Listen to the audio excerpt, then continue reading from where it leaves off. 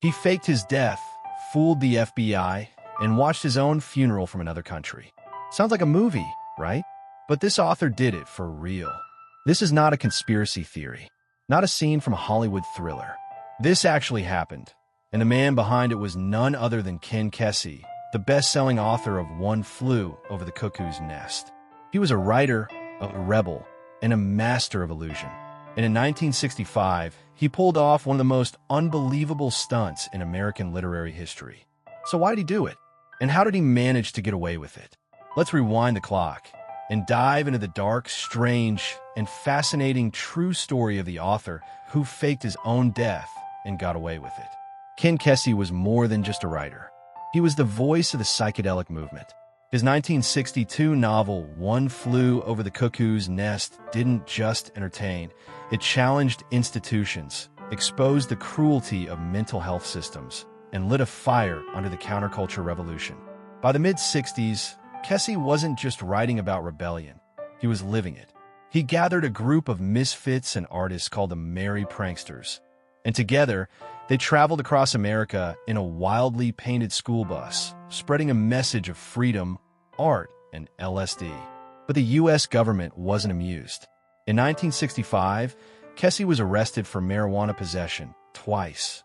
Facing years in prison, he decided to do something no author had ever done before. He was going to vanish. Kesey's plan was bold. He parked his car near a cliff in Northern California. Inside the car, a type suicide note. He made it look like he jumped into the ocean, ending it all. The police found the car. The media reported his death. His fans mourned, and the world moved on. But Kesey? He slipped across the border into Mexico, disguised and on the run, alive and watching it all unfold. He changed his appearance, grew out his hair, and settled into a quiet coastal village with the help of friends. For months, the FBI searched, but Kesey was gone, living his own version of exile. In Mexico, Kesey wasn't silent. He began sending strange, poetic letters to his friends in the U.S. He called himself the Phoenix. He wrote about rebirth, freedom, and transformation. These weren't just messages, they were literature.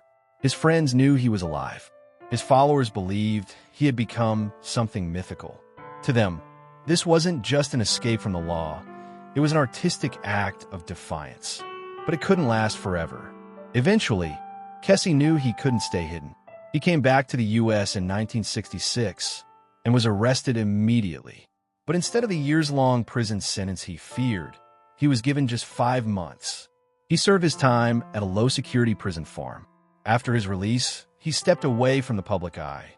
He moved to a farm in Oregon, raised a family, and focused on writing and performing plays. But his legacy? It had already been cemented.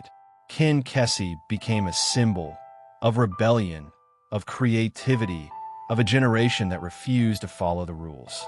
Ken Kesey didn't just write one of the greatest novels of the 20th century. He lived a story wilder than fiction, a man who faked his death, fooled the system, and came back a legend.